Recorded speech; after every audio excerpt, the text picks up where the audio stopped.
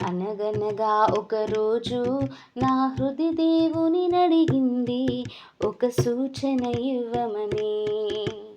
అనగనగా ఒకరోజు నా హృది దేవుని నడిగింది ఒక సలహా ఇవ్వమని. నాకన్నా గొప్పవారు నాకన్నా ముందున్నారు, నేనెలా పోరాడాలని.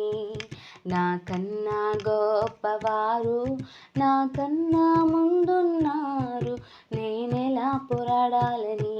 అయితే దేవుడు విన్నాడు, నాతో మాట్లాడాడు, నా కృప నీకు చాలునని.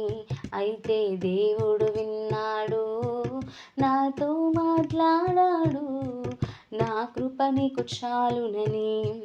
తన కృప ఉంటే మనకు లోకంలో జ్ఞానం కన్నా, తన కృప ఉంటే మనకు లోకస్తుల జ్ఞానము కన్నా, మర్మాలను తెలిపే జ్ఞానం, మధురైనవి తెలిపే జ్ఞానం, మర్మాలను తెలిపే జ్ఞానం, మరుగైనవి తెలిపే జ్ఞానం. రహస్యమందున్న సంగతులు కూడా మీకు తెలియచేస్తాడు, రహస్యమందున్న సంగతులు కూడా నీకు తెలియచేస్తాడు. అవునండి, మనం చాలాసార్లు బాధపడిపోతూ ఉంటాం, నాకు సపోర్ట్ చేసేవాళ్ళు లేరు, గైడ్ చేసేవాళ్ళు లేరని. అయితే దేవుడు తానే అన్నీ నీకు బోధిస్తాను అంటున్నాడు కదా.